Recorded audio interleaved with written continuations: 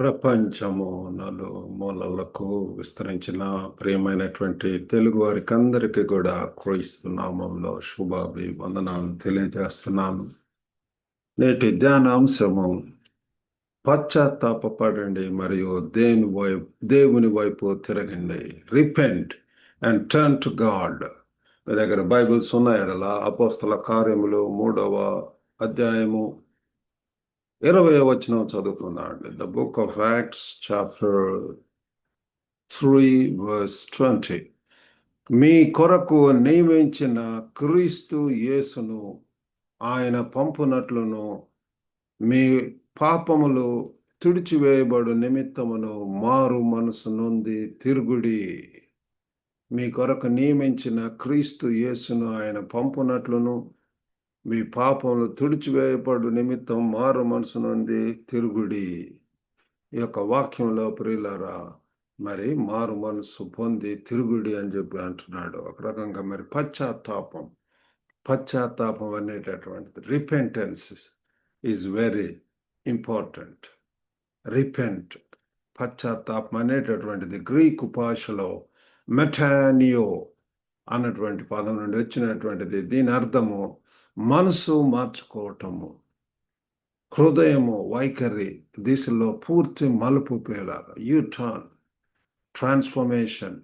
ఇది కేవలం పాపానికి చింతపట్టడం కాదు, కానీ పాపం నుంచి నిర్ణయంగా దూరమై దేవుని వైపు తిరగటం, పాపముల గురించి కనువిప్పు రావటం, కన్విక్షన్, మరి confession, and then finally consecration, receiving Christ as Lord and Saviour. పశ్చాత్తాపం అంటే దిశ మారటం పిల్లరా. Totally turning away from this world to God. పశ్చాత్తాపం మరియు దేవుని వైపు తిరగటము అంటే మన తప్పు మార్గంలో నడవటం ఆపటం, ఆయన మార్గాన్ని అనుసరించటం మొదలు పెట్టడం పిల్లరా. పాపం living the worldly life or sinful life, sinful walk, and clinging towards Christ. ఆయనను అనుసరించి యేసును ప్రభువుగా రక్షకుడుగా అంగీకరించి ఆయన మార్గంలో వెళ్ళటం, ఆయనను పోలి జీవించటం. ఈ రీతిగా ప్రియులారా, ఇది ప్రతి ఒక్కరి జీవితంలో వ్యక్తిగత అనుభవం అనేటటువంటిది చాలా అవసరం. అది పశ్చాత్తాపం ద్వారా. నా యొక్క జీవితంలో యవనస్తుడిగా 17 సంవత్సరాల అప్పుడు మరి అటువంటి అనుభవం, పశ్చాత్తాపము, కనువిప్పు, మారు మనసు, బుద్ధి లేని కుమారుడు ఏ రీతిగా అయితే తిరిగి వచ్చి ఉంటాడో తండ్రి దగ్గరికి దూరంగా వెళ్ళాడు. అక్కడ పొందుల పొట్టుతోటి ఎంతగా మరి బాధల్లో ఉంటున్నాడు.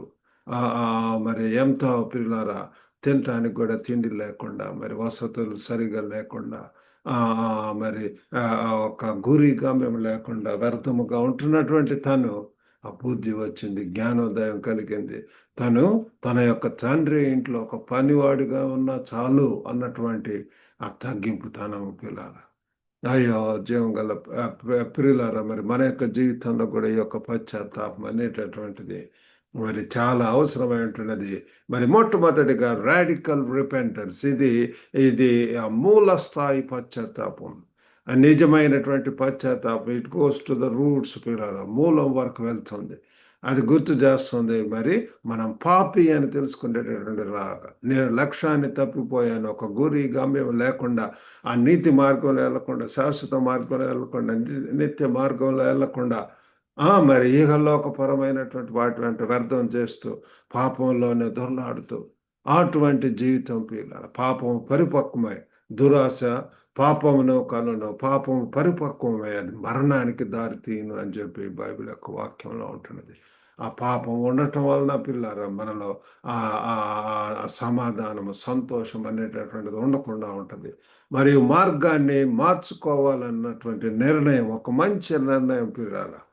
మరి మోషే 11 అధ్యాయాలు చూస్తే అల్పకాలపు పాప భోగములను ఆశ్రయించుట కంటే క్రీస్తు కొరకు శ్రమపడి యోచించాడు పిల్లలు. నిర్ణయించుకోండి, అల్పకాల పాప భోగాలు, ఆస్తిపాస్తులు, ఈ లోకపరమైనటువంటి అన్ని కూడా విడిచిపెట్టి క్రీస్తు కొరకు పిల్లారా జీవించాలన్నటువంటి నిర్ణయం.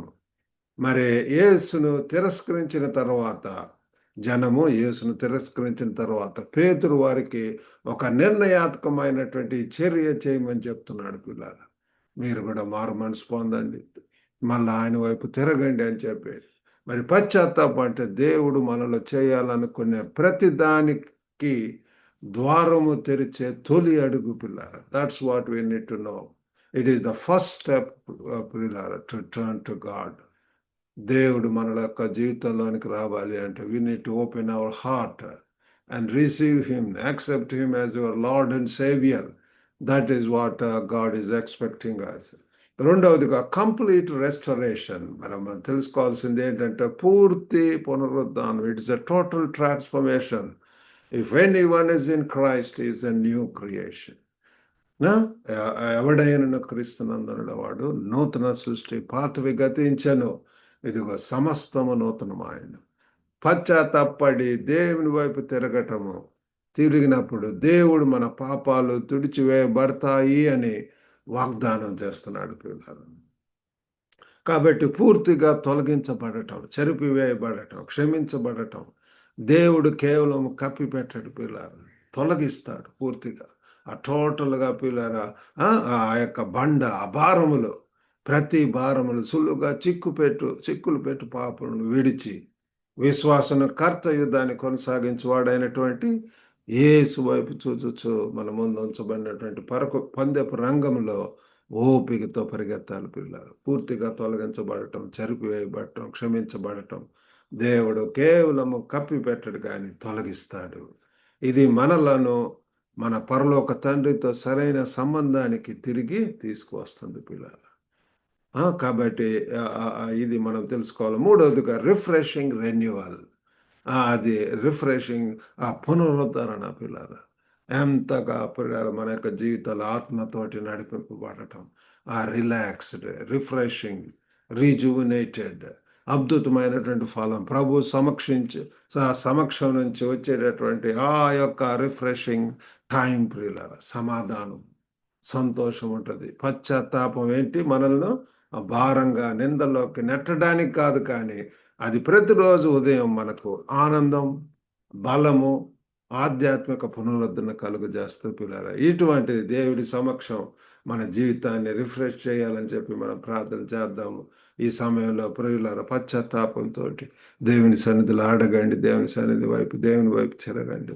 తప్పు వైఖరి, మరి ఒకవేళ రాంగ్ డూయింగ్, ఒకవేళ రాంగ్ ట్రాక్, ఒకవేళ అబద్ధము, ఏయో పొరిలాగా చెడు అలవాట్లు, కఠినమైనటువంటి మాటలు, లేకపోతే మరి తప్పు, మరి ఇహలోకపరమైనటువంటి వాటికి ప్రాధాన్యత ఇవ్వటము, మరి ఇవన్నీ కూడా యథార్థంగా ఉన్న పాటను వచ్చి దేవుని సన్నిధిలో ఒప్పుకోవటం. పిల్లల, ఆ తర్వాత దేవుని వైపు మనం చూచినప్పుడు సమర్పణతో చిన్న ప్రార్థన చేద్దాం.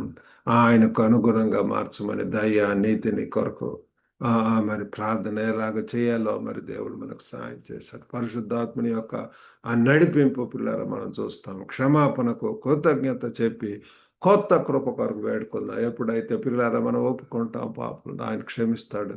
ఆయన యొక్క కృపలో, ఆయన యొక్క కాపుదలలో, ఆయన యొక్క క్షేమంలో మనం ఉంటాం. ఎంత మరి ఆధిక్యత పిల్లల, ఎంత ఆశీర్వాదం దేవుని యొక్క ఆ సన్నిధిలో, కాపుదలలో ఉండటం. పిల్లలు, పరలోకపు తండ్రి మరి పశ్చాత్తాపం అనేటటువంటి బహుమానం ఇస్తాడు. ఒకవేళ దేవుడు ఈ సమయంలో మిమ్మల్ని ఆ రీతిగా మరి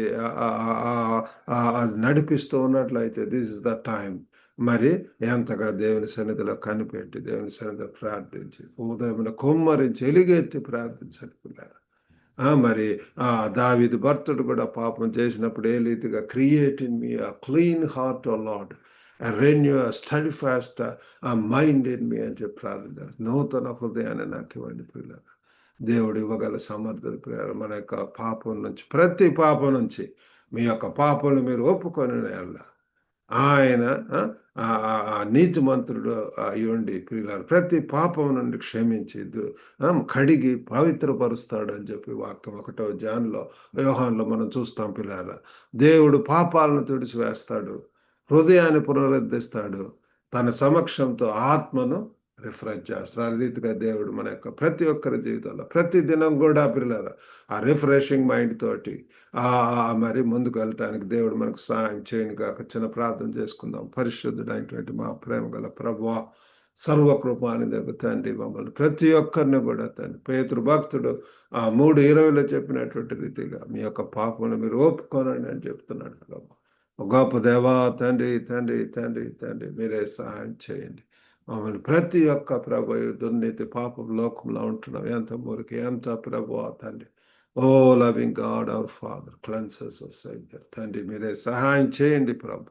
వినుచున్న ప్రతి ఒక్కరిని కూడా తండ్రి మీ వైపు తిరిగి ప్రభు మీరు ఇచ్చే ఈ యొక్క పశ్చాత్తాపమును పొంది కనువిప్పును పొంది మారు మనసును పొంది ప్రభు మీ రక్షణలో క్షేమంలో సురక్షతలో మరి జీవించలాగా సహాయం చేయమని మీకే వందనాలు స్తోత్రం చెల్లించుకుంటూ యేసుక్రీస్తు అతి పరిశుద్ధ నామమున అడిగి వేడుకొనుచున్నాం తండ్రి. Amen. God bless you all. Have a good day.